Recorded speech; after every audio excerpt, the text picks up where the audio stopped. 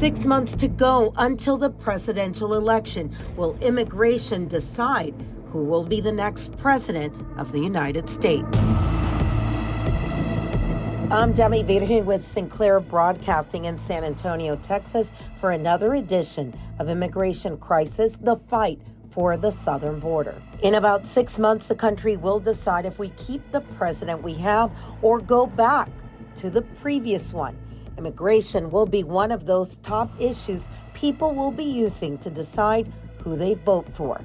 The Texas border will again be front and center in the news. One of the remote areas along the border that is extremely treacherous and has seen a number of migrants cross through it is Terrell County.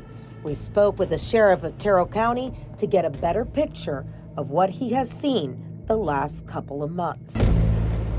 All right, Sheriff, so tell me about your area there in Terrell County. How big is it? How many deputies do you have? How many people live there? Yes, ma'am. So Terrell County is the 10th largest county in the state of Texas. We have 54 miles of river with Mexico that we share, international boundary, and the county is just over 2,300 square miles. Even though we're the 10th largest county in the state, we only have a population of about 800, but we aren't the least populated county in the state. So I think that's going to go, that award goes to Loving County. But with that being said, and I think you're aware, I spent 26 years with the Border Patrol. The last 11 years were here in Sanderson, in Terrell County, as the patrol agent in charge. I ran the Border Patrol station here, and I'd still be out there, but unfortunately, we lost our sheriff, Santiago Gonzalez Jr., to a heart attack at the age of 55.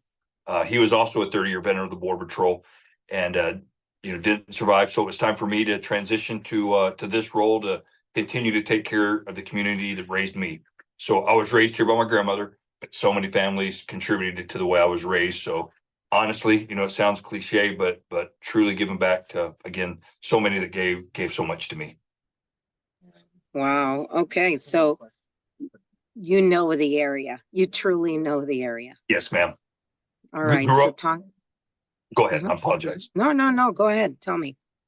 Yeah, no. So grew up here, graduated high school here. So again, ran this area, so to speak, for all of those years, and then had spent about 15 years in the Border Patrol away from home, maybe a little longer than 15 years, 16, 17 years, and finally had the opportunity to come back to Sanderson, which is, something I always wanted to do, to come back and help be a leader in our community and protect our borders. So your backyard was the now ground zero of immigration. Talk to me about that. Talk to me about what you have been seeing maybe the last couple of weeks. Okay, well, and if I could really paint the picture going back some few years, so to speak. So when we talk about Terrell County, we talk about the Sanderson Border Patrol Station, and the Border Patrol Station here is actually responsible for 91 miles. They have all of Terrell County, plus the about 37 miles of the southeastern portion of Brewster County. But with that being said, the activity here continues and historically has been the busiest station between El Paso to Del Rio. And that's about a 600-mile swath of border. And the reason is truly our proximity to Ciudad Acuña. We do have in that portion of the border, which is largely known as the Big Bend area, the Big Bend Border Patrol sector. Again, this station continues to outproduce others. Sierra Blanca, with its proximity to Juarez, at times will be comparable, but again, just a lot of activity here. So going back historically, about 1,000, just over 1,000 apprehensions. Gotaways usually tends to be just above what we apprehend. And then we have what we call the unknown, just groups that do make it through, because when you have 91 miles of border and a Border Patrol station that, has about 50 personnel, you can't have situational awareness of all the border. Even back when, with my knowledge of the border, it's impossible. There's just not enough resources to do that. But again, going back to, historical being that busiest station, when this current administration took over, our apprehensions skyrocketed. And I'm going to give you the last 3 years compared to the last year of the previous administration. So when you take fiscal year 2020, which was Trump's last year, you compare it to Biden's first year, we had a 289% increase in illegal alien apprehensions. Again, gotaways were just over that. And to give you the number, it was about 5,500 apprehensions, approximately. The second year of this administration, our numbers went to a 418% increase. We went from just over 1,000 to about 7,400 apprehensions. And again, gotaways outnumbered the apprehensions, but just by a bit. Last year, we had a reduction in activity, but it was still 188% more than that last year of President Trump. It was over 4,000 apprehensions. And again, gotaways just surpassed that. So, with this current administration, like the rest of the border, we've seen that significant increase. Now, when I talk about, apprehensions, gotaways, and then those we just have no idea that cross an area, which we do know that happens, then we have the deaths. Historically, we'd have one death a year, but the last 3 years, we've had 37 deaths. So a significant increase. And again, this portion of the border is the roughest, toughest, most unforgiving terrain along the 2,000-mile stretch of border with Mexico. Very rugged. Okay. With that said, and I did read the article on the Texas Tribune where they talked to you Yes, ma'am. this weekend. Talk to us about SB4 and your thoughts on it and what you're going to be able to do. You have 5 deputies. Yes, ma'am. So, and I know I missed the deputies part, and make sure, because I've got ADHD. I didn't have it as a kid. I've got it as an adult. But I wanted to touch on the last 8 days. So the last 8 days, we've had just over 30 groups out in the area, which have totaled just over 200 illegals that, again, just by what we call sign cutting, by tracks on the ground, by our technology that's detected them, we've had just over 70 apprehensions. We've got about 55 that we counted as gotaways. And when I say we, I'm talking about the Border Patrol. And then so we still have about 70-something aliens in the county that are out there walking that we're continuing to try to catch, but we have to prioritize them by distance away they are from us, ease of apprehension, things like that. Going back to the size of the sheriff's office, so the county can only afford to hire 3. So through Operation Lone Star, we've been able to hire 2 more deputies in about the last month and a half, which has been a significant help to us, just to have that extra resources. But SB4 is something that I totally support. This isn't the first time the state of Texas has been involved in border operations. Under Governor Perry, it used to be called Operation Border Star before Governor Abbott created his Operation Lone Star. So back in 2008, I spent 6 months as a Border Patrol agent assigned to the state of Texas to help coordinate operations. And that was what they called the Border Security Operations Center there at DPS headquarters. So I like to tell folks, if you go into DPS headquarters, it used to be, and it probably still is, if you look on the wall, there's pictures that are in black and white of DPS troopers and Border Patrol agents working together. So the border operations isn't even, these last 2 governors, it goes back decades. I mean, Texas has always been, Texas law enforcement involved in border security and assisting Border Patrol. That's something that happens naturally. But with that said, SB4, it is, again, something I favor. I think will be great because even if we were fully staffed along the border, even if we went back to President Trump's last year in office when it was 400,000 apprehensions, that's still 400,000 people that got away. Not all in Texas, no, but there's still people that get away. So it's always going to be that joint operation between whether it's State Highway Patrol, Texas Parks and Wildlife, game wardens, and then your local sheriff's offices and police departments. It will give us, as I like to say, it's just that extra tool in the tool belt. Of course, my jail can only hold 7 people here, and you can only hold one or the other, male or female, at one time. You can't commingle. But I do have agreements with neighboring counties to where I can take, the overflow to those counties to hold for me. Of course, that will come with a cost at about $60-something a day. So last year I ran up a bill of about $70,000 in other jails, but Operation Lone Star did reimburse me the vast majority of that money. Where SB4 will be, we have the option to prosecute somebody, but we also have the option that if they choose not to be prosecuted and just take a voluntary return to Mexico, then we can do that. And that's something similar the Border Patrol does. They can either prosecute you, or another option they have, another consequence, if you will, is a voluntary return to Mexico. They try not to use that one much because they want to, what's the right word? They want to employ a consequence that serves as more of a deterrent. So a voluntary return, you put somebody back in Mexico and then they just try to cross again. But that will be a tool that we could utilize at the local sheriff's office and even our sheriff's office, because when we catch somebody or the state catches somebody and they turn them over to Border Patrol, then that overwhelms Border Patrol. They're tasked with processing that person now. So it takes their resources out of the field. So that will allow us to take off some of that burden if we were to catch somebody. And even if we chose not to prosecute, just take them back to Mexico. Here, we're taking them 2 hours either to the east in Del Rio, 2.5 hours, or 3 hours to the west down in Presidio. So that's going to take them out of that smuggling cycle for a while and would be beneficial. But right now, we just don't have the resources to do it because it's going to require more manpower in order to run a transport van to Del Rio or Presidio. And when you run it 2.5 hours one way, let's just say you're there for an hour and 2.5 hours back, that's more than half a shift for somebody here. We don't have a transport van either. So that's something that we will have to purchase, which we've already put in for under this next Operation Lone Star cycle. And I'm actually quite confident that if I had an urgent need now, that I could reach out to the state and probably get that purchased currently. So those are some of the things that we'll have to explore and work out. And then there's the whole magistration process. I don't think that's really come out yet to where guidance to our justice of the peaces or county attorneys on how that portion will really work. But just having the ability to, take somebody into custody and possibly removing them from the United States would be beneficial. If we don't have that option, we will continue to do what we've always done, which is make an apprehension and turn them over to Border Patrol. All I know I right. gave you a whole lot, but No, but that's perfect. I'm glad. So let me ask you this. With the law, and it's a hot potato, back and forth, Right. back and forth. We sure. can't even keep up with what's going on. I mean, where do you see the problems? You are somebody that you're telling me you are with the U.S. Border Patrol. Right. Your eye is going to be very different than somebody that doesn't know.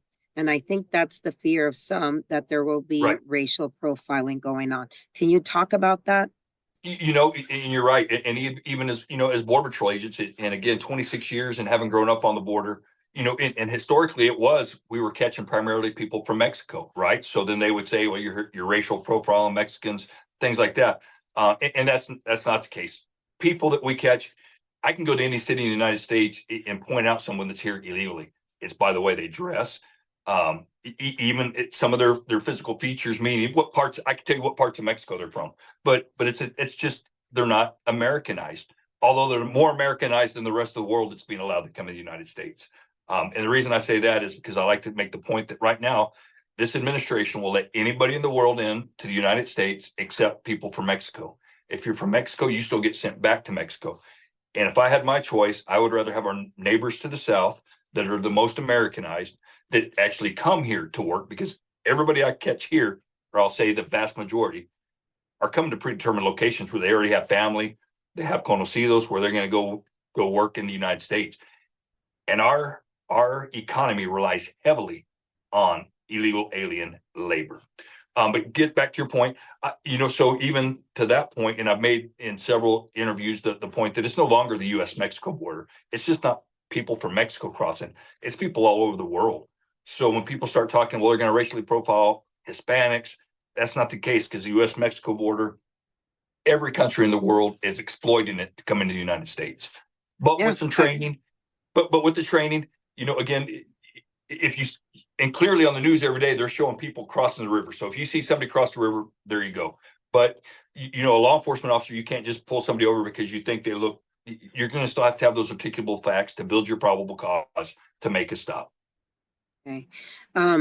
Let me ask you, as far as the financial side of it, and you just said you guys got reimbursed. How much did you get reimbursed this year? You said from OLS? So the last 3 years, we've had about $2.5 million that we've been awarded here in Terrell County. And I mean, I have been out to your county, believe it or not. Have you really? Oh, Yes, I have. I've been out to your county, and I mean, for people that have no idea, describe what it's like. Yes, well, and so this county, and as I mentioned earlier, the most rugged, most remote, the most unforgivable terrain there is along the entire southwest border. And the reason it is, this is all drainage to the Rio Grande River. So I mean, you're talking about, hills, creeks, washes. If something doesn't bite you, it's going to poke you and it's going to hurt. It's desert terrain that's full of mesquite and cactus. We are the cactus capital of the world, by the way. So, there's just all kinds of cactus and cat claw. So it gets hot. The work that our U.S. Border Patrol agents do out here is second to none because of that. It's just amazing to me. Every time I take somebody out, or every time I'm driving by myself, and I just look, in that vast open, it looks like flat desert land, but again, it's riddled with creeks, valleys, washes, creeks, and whatnot. But it's rough terrain, and that's why I like to say we measure in hours in this area rather than miles, because everything's so far away. We don't have a grocery store, we don't have a doctor. We have one restaurant, and we have a Stripes where I can get you a chimichanga or corn dog. If you come back out, I'll buy you dinner. Oh my God. Okay. So I guess my last question to you would be, when you're looking at all of this, when you're looking at SB4, and you were a federal Yes. agent, Yes, ma'am. and now you're looking at the fight between the state and the federal government. I mean, what are people supposed to think when the state and the federal government can't get it together to work together? That's a great question. And I must tell you, to preface my answer with, look, I worked under President Clinton, to President Bush, to President Obama, to President Trump, and then about a year and a few months of President Biden. Those first four administrations all contributed to border security. They all built fence, they all hired Border Patrol agents, they all added technology. This current administration is doing none of that. They've actually dismantled 100 years of progress. And the reason I say 100 years is because the Border Patrol turns 100 years old May 28th of this year. This administration dismantled 100 years of progress in a matter of about 6 months. And then they've attempted to dismantle the relationship between U.S. Border Patrol and Texas Department of Public Safety, or Texas law enforcement. And I'm not one that's going to allow that to happen. At the ground level, people continue to work together while different administrations, whether state or federal, battle it out. At the ground level, they work and they get along. But this problem that we've seen over the last 3 years, easily solvable, and it's by bringing back the migrant protection protocols, the MPP, the Remain in Mexico, or we incarcerate everybody. We don't just give them a notice to appear and let them go in the United States. And the reason we have to do that even more now is because when this administration came in, they slashed funding for bed space, because most of our bed space we utilize on the federal side is contracted. So they've slashed funding. So therefore ICE has to release more and more people. But again, with those two things, this problem that we're seeing in Eagle Pass, El Paso, Lukeville, Arizona, and San Diego could be solved. But what's left are the people that are crossing in Terrell County. We don't have asylum seekers. We have those that are crossing illegally, looking to cross undetected. If we encounter in the field, they typically run. If I interdict them on the highway, they typically lead us into a pursuit. With that being said, it's two different issues. One is securing the border. And we had a president, and we've had presidents that have, contributed to that border security. But then we got to look at immigration reform through a different lens. It's off to the side. Yes, we see people that are wanting to immigrate, but again, it's about securing that border. And let's look at pathways to allow for more immigration for those who want to come here and work, not for those who just want to come here to live. So, what keeps you up at night, knowing what you know? I don't sleep a lot because I'm out working. I've had the last 2 years, I've caught more illegals than I did the last 11 years. I work about 100 times harder for about a quarter of the pay, but I would do it for free, meaning this is my home community. But, let's look at what just happened over in Russia with that concert and those terrorists. Look, we're letting people in that we don't have any idea who they are. They can go in, and one judge already passed now that illegal aliens can buy firearms or can hold firearms. So now we're letting people that into this country that we don't know their background. We don't know anything about them because they come from countries where they don't have databases like we do on their citizens. Now they're able to buy weapons. And even if that wasn't passed, they could still get a weapon. Who's to say we don't experience something like that? So that is something that is concerning to me. Anything else that you wanted to add? Just the part when I mentioned on deaths, 37 deaths in the last 3 years, 25 since I've been sheriff. I don't care if it's an illegal alien, a U.S. citizen, a good guy or a bad guy. I treat everybody with respect, and I don't want to see anybody die. So, having to put 25 bodies in body bags, it isn't fun at all. One more question. Now Yes, that you ma'am. brought that up, when you find bodies, What do you guys do? Do you guys bury them and then wait for Texas State to come down to ID? How does that work there? We've been very fortunate that all but one have been repatriated to their families in Mexico, which has been great. There was one that initially we didn't find an ID and didn't have a phone. He was actually buried in a pauper's grave. About 2 months later, we got a call from the FBI, and it found out that the family was being extorted for money. So that smuggler that smuggled that gentleman took his ID and took his phone and then tried to extort the family for money when he was already deceased. We were later able to do a positive identification on him and repatriate him to his family. From Terrell County, we head down to the Rio Grande Valley near Brownsville. That is where the fight is on right now for a small island on the Rio Grande that Texas is fighting the federal government for control of. An island that DPS took control of from the cartels just a few months ago. Now, the land commissioner says they will not let it go so easily. Well, we received a letter from the Department of Public Safety asking us to declare it Texas because, as you may remember, Fronton Island was part of in the area of the border that is the most violent, fully automatic weapon fire every night.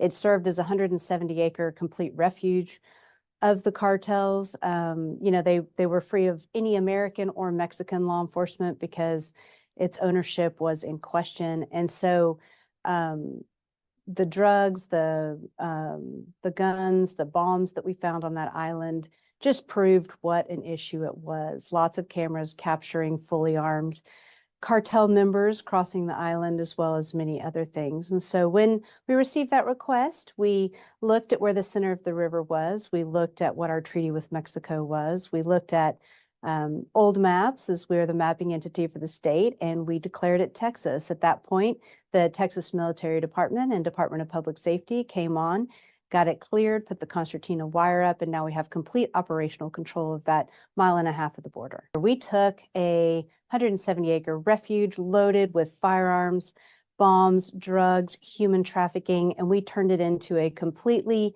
safe, none of those things there. We took away the cartel's refuge and we got complete operational control of that section of the border, and we continue to maintain that. So we'll just fight it tooth and nail. We are unapologetic about defending our border, making Texas and the United States safer. I wish the Biden administration would spend more time actually getting complete operational control of our border, which is their constitutional duty, as opposed to fighting me. But if they want to fight, we'll fight back.